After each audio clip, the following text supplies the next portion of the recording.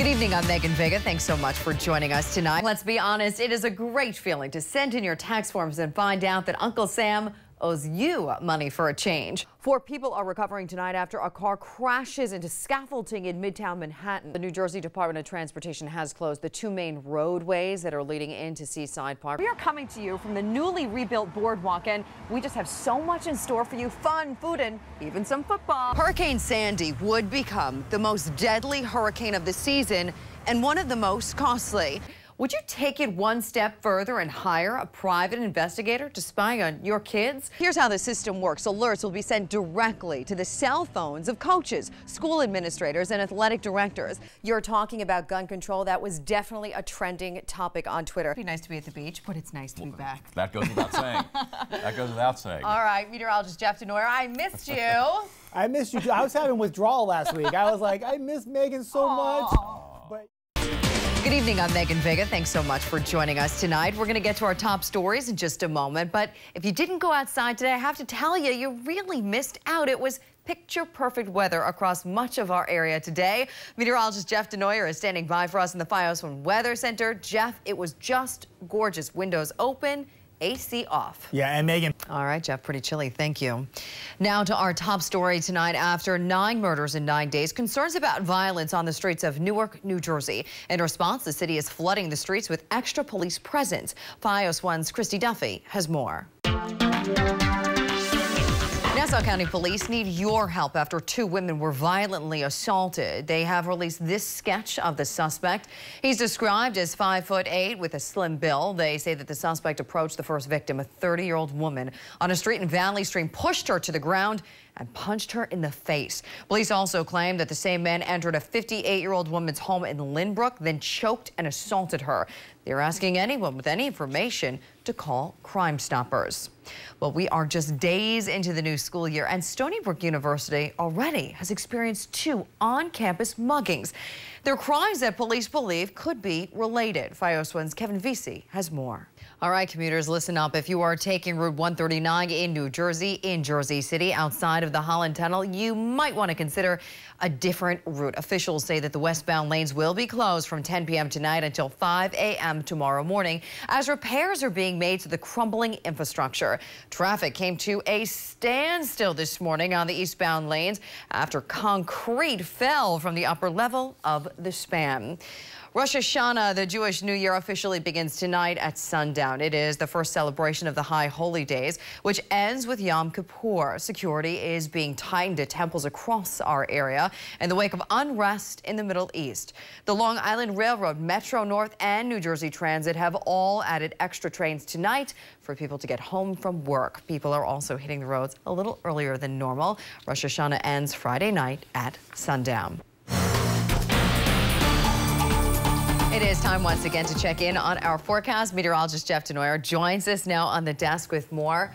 It was gorgeous outside, like we said at the beginning of the newscast. Hopefully everyone did get a chance to go outside, but we're going to have some extra chances to head on out. You know, it's tough because the holiday weekend was a tough one. I mean, It was cloudy. You'd like to have these for the holiday weekend, you know? But we'll take it now. Yeah, I mean, you know, some people have Wednesday and Thursdays off.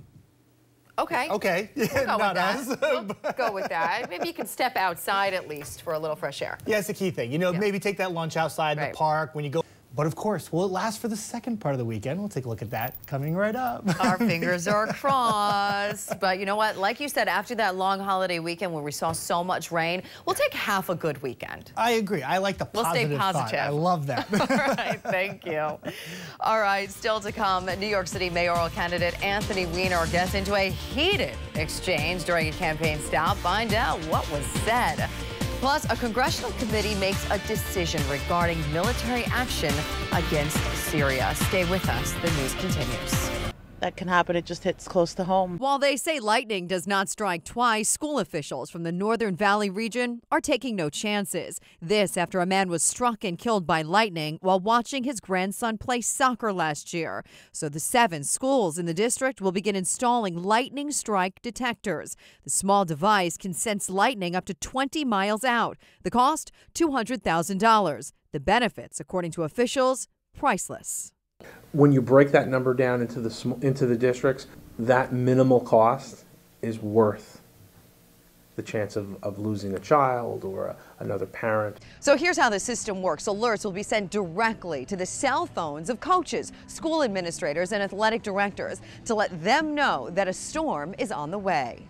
Once that alarm goes off, you seek shelter. Even if it looks like the sky is clear, what happened in Demorest very recently, no one expected it, and this type of thing can detect that. I think you think of it a lot more these days because you have to, but you know, does it stop you from doing anything? I don't think it does, because I think you just need to keep on doing what you need to keep on doing, otherwise you just get beaten by these people. Like the New Jersey Transit Police, many commuters are on heightened alert tonight. While there are no identified threats against New Jersey Transit at this time, as a precaution, we are remaining on a heightened state of alert.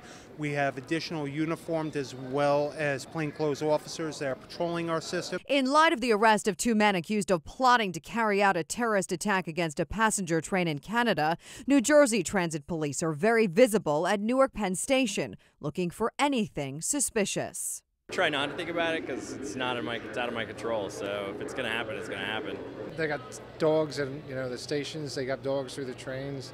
I'm not that concerned about it. The extra patrols are a comfort for many here in New Jersey, at Penn Station, and along the tracks of the Long Island Railroad. Police are asking us all to be vigilant. It really is true. A moment's delay is a moment too late. As rail officials work to keep us all safe, they also remind us that we are part of the solution. And if we see something, we should say something. On Long Island, I'm Megan Vega, FiOS 1 News. Well, for that, we are joined now live by Nassau County Executive Ed Mangano. Mr. Mangano, thank you so much for joining us. Pleasure to be with you. We just heard, it's a beautiful day to be on the beach. Absolutely. Well, we just heard from Jody about the fact that this boardwalk, it's a $44 million project, and that the full 2.2 miles of the boardwalk are slated to at least be rebuilt by November. Quite a goal, quite an accomplishment already. It has to be so powerful and so important to get this boardwalk back for not only the restaurants and the businesses that call it home, but the people that call it home for morale here on Long Island. Absolutely. It's a great symbol of accomplishment.